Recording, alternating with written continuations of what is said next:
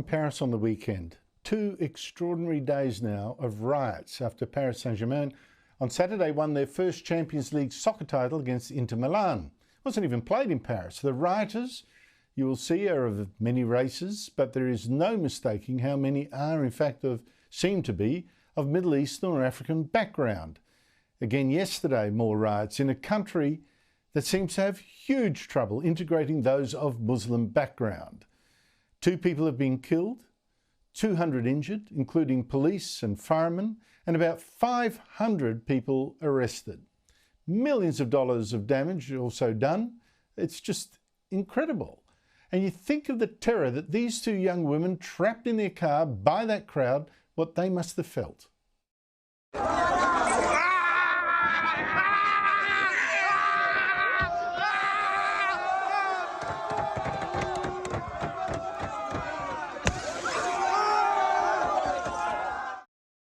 Not surprising, one French minister declared there were now barbarians loose in France. Meanwhile, many illegal immigrants in France are sailing on to Britain. On Saturday, 1,200 crossed the Channel to England. That is a record for this year, as French police just watched them leave. And almost all of these boat people are young men. No women in this particular boat that I can see, no children, which is weird if they really are refugees fleeing persecution and war and what have you. Joining me from London is writer, broadcaster and commentator Esther Krakue. Esther, great to see you again. What is going on in Paris? That looks more like a civil war than a football celebration.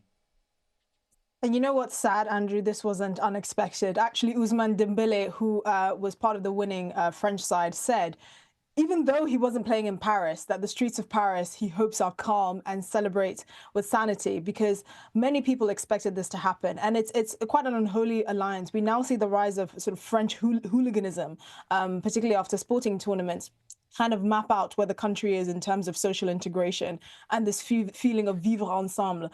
So we remember in 1998 when France won the World Cup, you know, there was really a sense that France was kind of at its peak of multiculturalism. There was, you know, a sign of integration and really embracing French values and culture. You know, unemployment was down, the economy was growing. There was a real sense of conviviality, so much so that you saw millions of people celebrating on the streets of Paris back then and nothing happened. But since that time, you've just seen the social breakdown of these groups of people that are self-isolating in these, what is effectively ghettos, these banlieues on the outskirts of major cities. And they don't only physically self-isolate, they also ideologically self-isolate. So you have this generation of young men, predominantly young men, from parts of North Africa and the Middle East that just don't accept French values, that hate everything about France. And so time and time again, we've seen after France wins major tournaments or does well in major tournaments, you see this rise of hooliganism, of hundreds of arrests, police officers being targeted, police cars being burnt. We saw this when France beat Morocco in the World Cup semi-finals back in 2022. We saw the same action. We saw this recently when PSG beat Arsenal a few weeks ago. And now we're seeing it this time around as well. Even when France won the World Cup in 2018, we saw similar scenes of just madness and chaos on the streets of Paris. And it's basically a sign that these people are only going to come out when France is celebrating something that's of significant national interest, to show their disdain for the country. And I've seen this firsthand. I lived in France. I've seen how bad ghettoization is and the literal physical segregation of people that really have no interest in integrating in France at all. And I hate to say this, but I can only imagine this getting worse, unfortunately. So what's the future in France then? I mean, you just wonder. I know there were also white faces there, and I reckon that makes it worse. I mean, there's no sense of owing a loyalty to this country when you're destroying civic infrastructure, you're attacking the police as the enemy. I mean, what is the future of France then? I mean, fundamentally, you have to have a radical overhaul of the system to see any significant changes. And it really boils down to things as simple as urban planning, so not allowing certain groups of people to self-isolate. I mean, if you look at it from the perspective of Britain and France have basically the same population, around 68 million people. But France is twice the size in terms of landmass of Britain. So it's a lot easier for groups of people to self-isolate in communities. And then you include the sort of radicalization online and all of that. So really, you just have actual physical communities that are basically like no-go zones. I mean, you see that similarly here in the UK, but we're a bit more on top of each other because we're just squashed on the small island and we're far more densely populated than France. So, I mean, just going back to that, really reinforcing French values of liberté, égalité, fraternité, standing up for free speech.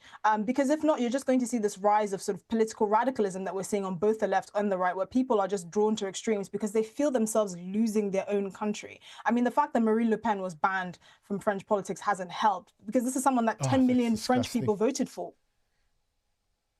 Oh, look, that was just shocking. I need to come back to it. Thanks for raising that. I do need to come back to that topic later this year.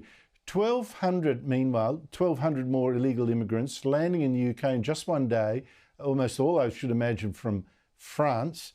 15,000 in the year so far. Why is this happening? Why hasn't it stopped?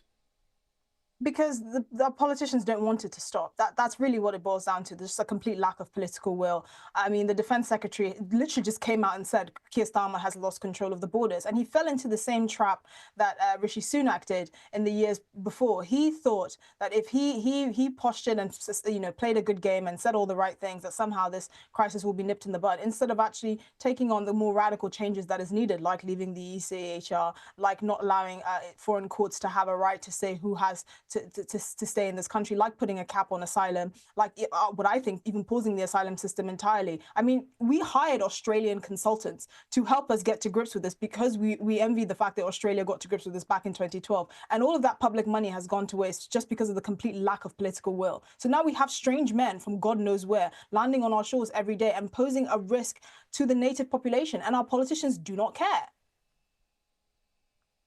I dare say, Esther, well, tell me if I'm wrong, that this is probably the number 1, 2 and 3 issue as to why the Reform Party of Nigel Farage, anti-immigration, is number 1 in the polls, ahead of the Labor government, with the Conservatives in the dust, way behind in 3rd. Would that be correct? Absolutely. People are just sick of the system. And in Nigel Farage's favor, he's been saying the same thing for 20 years consistently. He has never wavered, even when, he's become the subject of ridicule and sort of nefarious acts by both political parties. It's clear that Labour and the Tories have no interest in solving this. And so people are saying, what can be worse than this lot? This is why reform is rising in the polls. And I suspect it's just going to keep going in momentum. Esther Krakue, thank you so much indeed for your time. Really appreciate it. Thank you. Honestly, I keep saying to my kids, go see Europe while it's still there. I mean, this just shows all the people that were held down as, oh, you're far right for saying, watch out for mass immigration. You change your country irrevocably. Maybe they should have been listened to.